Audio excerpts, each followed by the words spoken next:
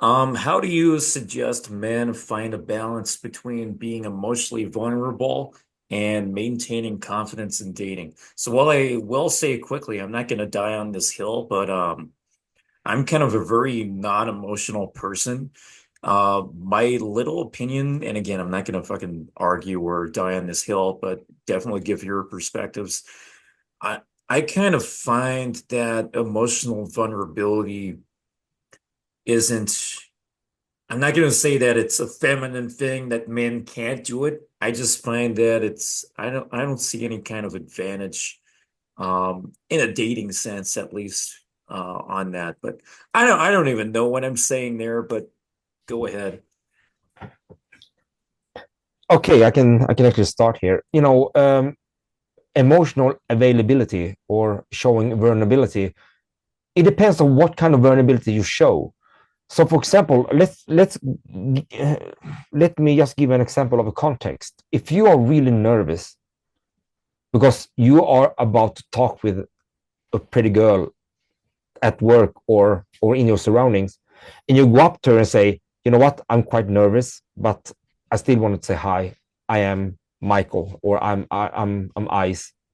That is sort of a vulnerability that she will take into account. That will become positive. It's not a weakness. It's more a demonstration of you decided to be courageous. You decided to be brave. And even though you were very nervous of doing things, you did it anyway. You see? So that is one type of positive emotional availability. Then there is a lot of negative emotional availability as well. Behaviors that is unattractive, for example, neediness, uh, guys that really, in some way admit to the woman that, you know what, I can't stand when you're talking to other guys. I just feel so threatened by it. That is a negative emotional availability. So it Mm. depends on what you choose, actually. Yeah, that's what I was kind of hinting at. Like, uh, people can use emotional manipulation, but if we really go down the path of emotional vulnerability, I'm not gonna, last thing I would want to do is like say, I'm jealous or something like that. I'm not a very Mm. jealous person. I'm just giving an example. Um, like Ed, you can admit things, I suppose, but if you're going too into the deep end on emotional vulnerability, it can very much backfire, I suppose. Again, I'm not a very emotional person, but uh, not everyone will take your concerns seriously. Sometimes, I imagine, but I don't know. That's just me. Hmm. No, Many times they I have to be agree. expressed. Yeah, yeah. Many times they have to be expressed pretty short and concise, though. I mean, if you're going to rambling about your emotional vulnerability, I mean, it can be really going into a down spiral. So something good can actually turn something bad if you keep on going and going and going. If you would mention something pretty short and concise, that might give a strong impact. But keep talking about it could turn into a quite negative thing. Hmm. Yeah, and I think it just also comes through experience of knowing when it's okay to be vulnerable and when it's not, or when it is more appropriate. So, like for example, I mean, with Johnny passing over the last couple of weeks, and even with putting the tribute video together and making videos about it, I mean, I must admit, I mean, I've cried a lot, um, because he was a friend, he was someone who I knew very well and for a very long time, and it hit home knowing him being the fourth person, who'd taken his life, that I knew in my life. So, in a way, when people saw how I expressed that in my videos and in the tribute, people connected with it because they understood that it's a sad moment and there's nothing wrong with then guys being or showing that kind of vulnerability because everyone's connecting on and mourning and grieving in the same kind of way and over the same thing. Now, definitely, yeah, 100%. And I agree as well. Like, if you're in a relationship with someone, so if it's then certainly more on the dating side of things, uh, vulnerability can or too much vulnerability can kind of show a guy to be very weak, and not very I don't know how the best way to say it is, but he's not really demonstrating that he's a protector of her if he's just sort of falling apart all the time. He needs to be essentially a role model, or demonstrate some kind of leadership to the women that he's around so that they feel protected by him. But I mean, if he's just like either crying or getting jealous all the time of her doing stuff, and even then, how he maybe says it, and I'd probably even lean more into it's not always so much like what a guy says, it's usually how he says it, which can come across very weak as well. Then that can certainly be a huge make or break for how women can be attracted to a guy. Like if we're talking like you've gone on a date with someone, you've gone to the cinema and you've seen a movie and there's been a moment in it and you've got teary eyed, then I mean that's neither here nor there. I don't think there's anything wrong with that. I think I remember at the time uh, I was in a relationship and I saw the film Gladiator and I cried at the end when he's like walking through the fields and he's like touching the wheat as he's going to go and see his family, and that brought memories of past family members who'd passed, you know. And I remember my girlfriend at the time looking at me like all teary eyed, and Well, th uh, these movies it are just kind of came, designed for that. And yeah, Gladiator, like if you could cry at any movie as a man, like that is the movie to cry for, I suppose, because yeah. that's a very masculine movie if we're gonna talk about masculinity. But Yeah, and you're yeah, I talking love about like family Gladiator. values in there as well, you know, and the connection and brotherhood that he's got. But you know, then there's kind of nothing wrong with that because a woman will look at you and be like, you know what, he is showing that he's got that emotional intelligence, and understanding to be that open with and vulnerable with me in a moment like that. And then there'll probably even be a conversation as to why that was a vulnerable thing for the guy. And that would probably actually build attraction for him rather than destroy it. But then if you've got a girl who's going out, she wants to go partying with her friends, and he's like, no, I don't want you doing this. You know, don't leave me alone again. Like you said, you were going to see me. Exactly. Then it's absolutely it's going to just she's going to look at him and go like, what on earth is wrong with you? You know what? So again, it's. But then if he could be very dominant with it, saying like, Hmm. I don't want this at all. You do that, we're done. You know, there could be there's a It can be a very different boundary. stance. Yeah. In I see a lot of red pill content where they're kind of sh expressing the idea that if you're in a relationship and your girlfriend, your fiance or wife is going to a nightclub, like surely that's a red flag. I don't disagree with that. Like if you're gonna go to a nightclub or whatever as someone in a relationship, you should be going together, ideally. There can be like jealousy issues from people. Like I seen it myself where I had a girlfriend one time, she was into drugs.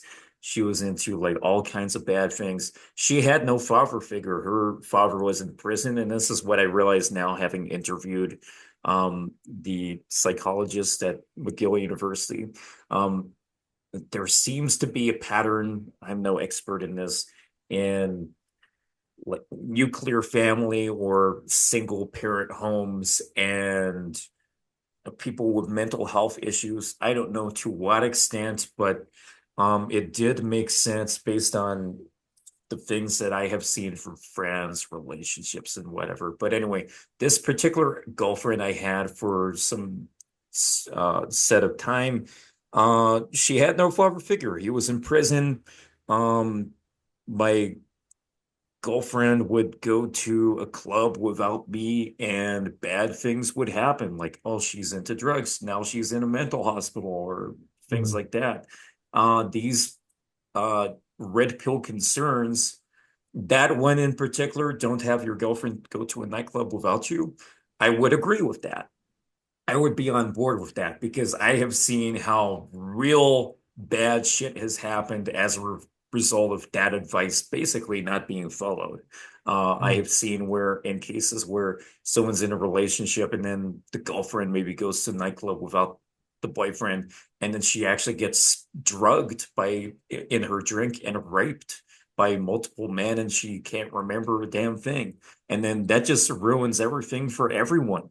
So that's a particular example there, but there are boundaries, there are emotional vulnerabilities, there's paranoia. I don't know how we could really map out concerns and categorize them. Uh, it could be extremely messy or perhaps not even make sense, but Mm. that's kind of like how I'm thinking about this. Yeah.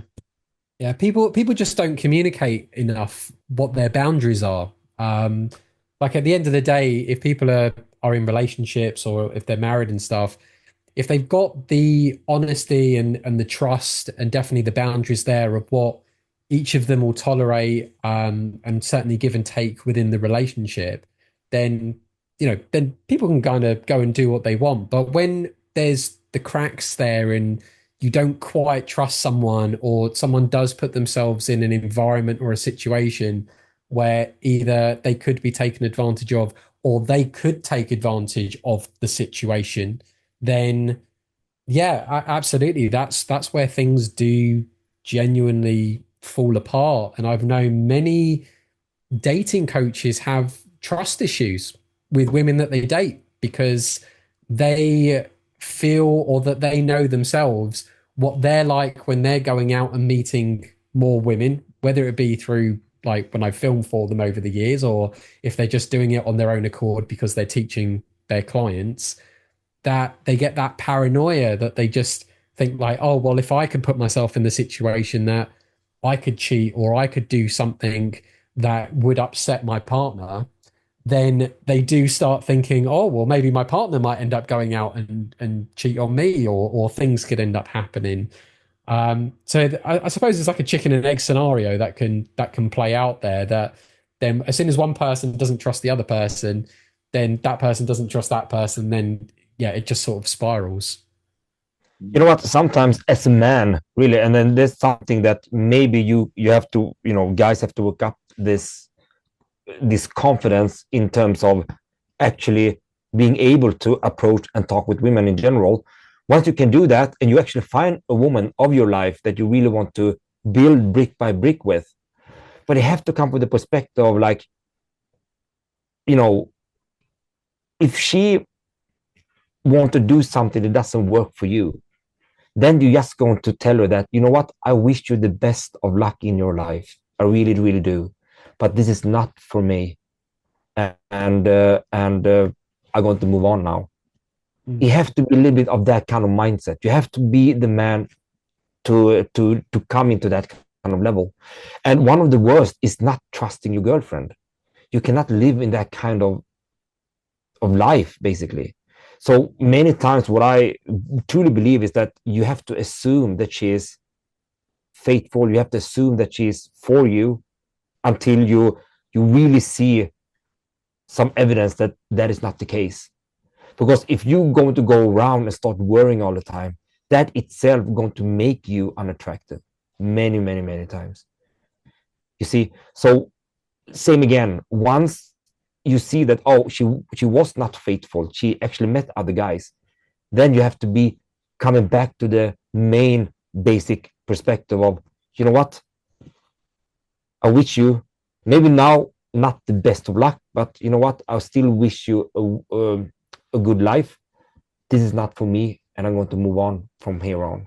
You have to come into that to that mindset. I know it's easier said than done, but, and this is a big but, if a guy is having the ability to approach women and to actually have a normal, real conversation with women that makes them bond together and feel attraction towards each other, if you have that ability, you will always have that in your back of your head that if you will come into that situation, you will just thank for yourself. You just thank for the time, and you want to move on. I think guys that are the most confident have that kind of mindset when it comes to women they date. It's not saying that they would cheat or something like that. Like, oh, it's no problem. I can just get another one. I don't mean that. They actually give, like a real try to build something with that woman. But when it comes down to it, men that have that composure are the ones that are the most confident. That is what I've seen. What about you guys? What do you think about that? No, I agree with that. I mean, again, having boundaries is an important factor, really. It just prevents a guy from being walked over.